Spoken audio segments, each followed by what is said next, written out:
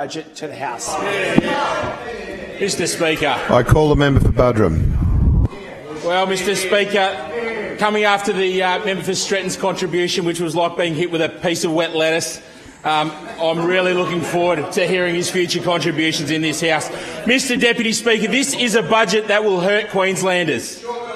This is a budget of taxes and debt. This is a budget that by the time of the next election will see the burden of $16,600 debt hung around the neck of each and every Queenslander. Our 5 millionth Queenslander, little Elizabeth, and my own one-year-old son will both grow up with a millstone of debt that will take generations to pay off. And, Mr. Deputy Speaker, we've heard time and time again from those opposite. They've described this as a good Labor budget.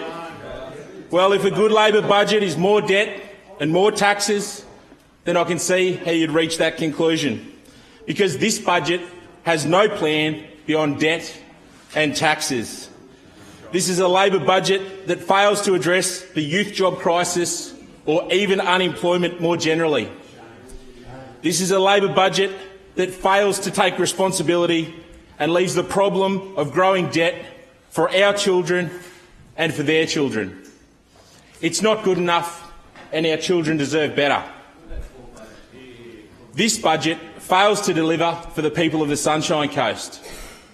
It fails to deliver any relief for the thousands of Sunshine Coast locals who commute to Brisbane for work, or for the thousands of tourists who sit in the car park that is the Bruce Highway every Sunday afternoon. Just last week I was stopped in the main street of Buderim by a man who works as a foreman down here in Brisbane.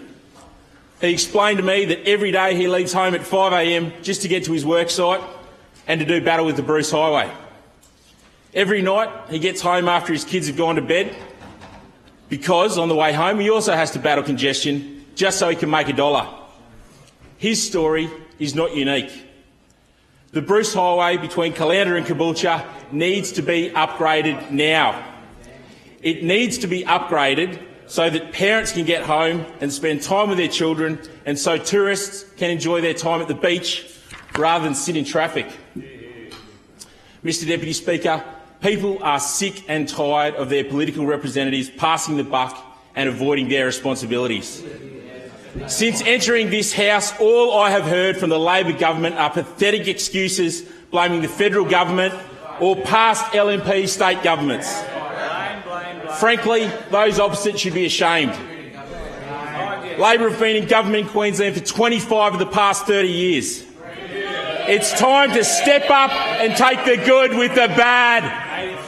You can't claim credit for all of the good while abrogating responsibility for anything that's remotely challenging. Order. Order. I can't hear the member for Buderim, and that's saying something. Can we just keep this down? Member for Gladstone, comments through the chair, please. Thank you for your protection, I call the member. Mr. Deputy Speaker. Mr. Deputy Speaker, never before has this approach been more evident than in relation to duplication of the North Coast rail line. Despite the fact that in 2009 the then Labor government promised to fund 100% to duplicate the North Coast line, this pathetic shell of a government has now decided to play politics at a time when the federal government have gifted them $390 million to help solve this problem. If the Minister for Transport and Main Roads is genuinely committed to getting Queenslanders off the Bruce Highway and onto public transport, then he will take the money that's on the table and stump up the matching state government contribution. Mr. Deputy Speaker, sadly, rather than fixing, we're still talking about the outdated, dangerous and convoluted Mooloolah River interchange. It's a critical link to the Sunshine Coast University Hospital and the new Maroochydore City Centre. In its current form, the interchange is an accident waiting to happen, and as long as the project remains in abeyance, our regional economy will be stuck in traffic, along with the emergency vehicles that go to the hospital. Residents in Mountain Creek have to deal with the dangerous merge onto the Sunshine Motorway, and the residents of Buderim and Sippy Downs know that traffic grinds to a halt as soon as they approach that single-lane stretch of the Sunshine Motorway. Congestion and road safety affect all Queenslanders, and on the Sunshine Coast we rely on the road network more than most because we have inadequate public transport. While the provisioning of $7.5 million for the preparation of a business case to upgrade the Mooloola River interchange is welcome, I urge the Minister to make upgrading this dangerous and outdated stretch of road a priority. Don't hold your breath, mate. Mr Deputy Speaker, I am extremely frustrated with the government's reluctance to accept responsibility for the gridlock which exists in my electorate on Scholars Drive. This is the result of the construction of a public school at the end of a cul-de-sac. Scholars Drive is choked morning and afternoon, and this is severely impacting the Sippy Downs community. When I questioned the Premier about what the government plans to do about this issue, she simply passed the buck to the Sunshine Coast Council. The LNP committed $1 million to work with Council to find a solution, so why can't Labor?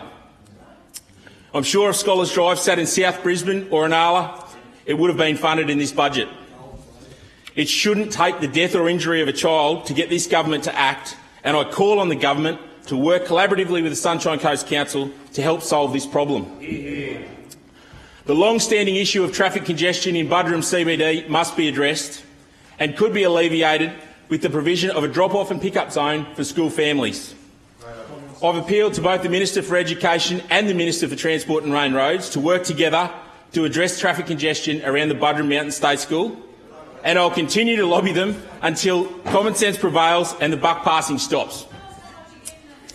Mr Deputy Speaker, the Sugar Road-Mooloolaba Road intersection is a daily nightmare for locals, while the government continues to skirt around what might be a solution in upgrading the Buderim-Mooloolaba interchange. There is still no money in this budget to actually fund this much-needed fix. The central location of this clumsy and congested interchange in the densely populated area of one of the Sunshine Coast's busiest business districts is negatively affecting small business owners and driving down our local economy. Mr Deputy Speaker, on other matters close to my heart, the government has not seen fit to match the LNP's commitment of $1 million to support the groundbreaking work of the Thompson Institute, nor $600,000 to support the Buderim Men's Shed. Investment in mental health should be above political games and must be a priority. I call on the government to meet the needs of the Thompson Institute, who, under the leadership of Professor Jim Logopoulos, are conducting world-leading research to benefit our youth, seniors, veterans and first responders. And although they utilise a different model, the Buderim Men's Shed also delivers first-class mental and preventative health outcomes, which is much needed. Indeed, the Buderim Men's Shed, under the leadership of President Barry Shields, have one of the largest memberships of any men's shed in Australia. Just this week, the Buderim Men's Shed conducted an event to celebrate Men's Health Week, where they conducted a wellbeing pit stop crew along with students from the University of the Sunshine Coast nursing program. Budgets are about balancing priorities. However, given the community benefit that both these organisations provide, I would welcome the opportunity to work with the responsible minister to deliver much-needed funding so that both the Thompson Institute and the Buderim Men's Shed can continue their great work. Mr Deputy Speaker, for the most part, this is a budget of new taxes, new fees and recycled commitments. Recycled commitments like the $7 million previously announced to upgrade the University of the Sunshine Coast Stadium. I do, however, welcome the government's investment in this critical piece of infrastructure, which serves as the home of the university's high-performance sports program and as the home of the Sunshine Coast Lightning netball team. Hear, hear. Go Lightning.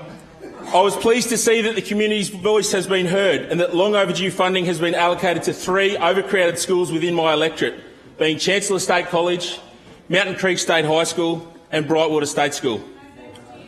Each will receive funding to construct new classrooms, which are sorely needed just to keep up with the current demand.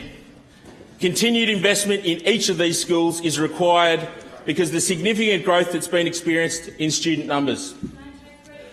Disappointingly, however, there is no funding within this budget for a new primary or secondary school within the Palmview area.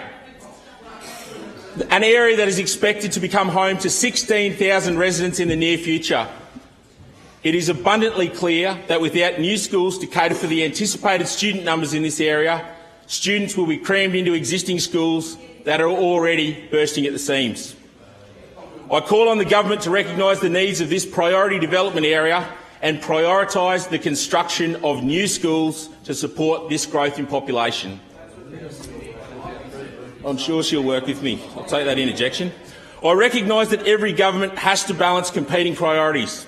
However, this budget does not get the balance right. Throwing money at a problem is not always the answer. Pork barrelling in marginal Brisbane seats is most certainly not the answer. The Treasurer has squandered an opportunity to build a better future for our children, and she has instead left them with the legacy of a lifetime of debt. Mr Deputy Speaker, the people of Buderim can, however, see a light on the horizon. In the Leader of the Opposition's contribution, I was heartened to hear a fresh, constructive and considered plan for the future of Queensland.